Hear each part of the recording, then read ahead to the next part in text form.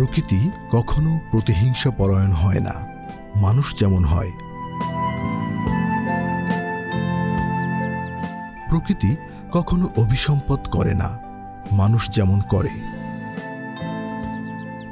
প্রকৃতি কখনো লোভী হয় না, মানুষ যেমন হয়।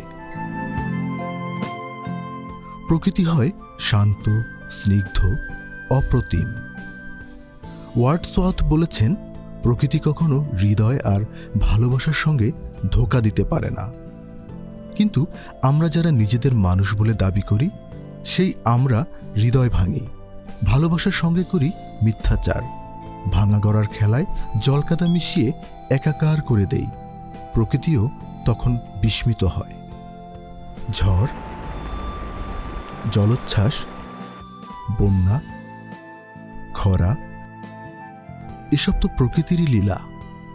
মানুষ তার অপার ক্ষমতায় সেসব দুর্যোগ জয় করে নিজেকে অতি মানব থেকে কখনো কখনো ঈশ্বর ভেবে বসে। সেই অহংকারের মিথ্যা অভিলাষ মানবজাতিকে আজ বোধহয় টেনে হিচড়ে নামিয়ে এনেছে গভীর এক খাদের কিনারে।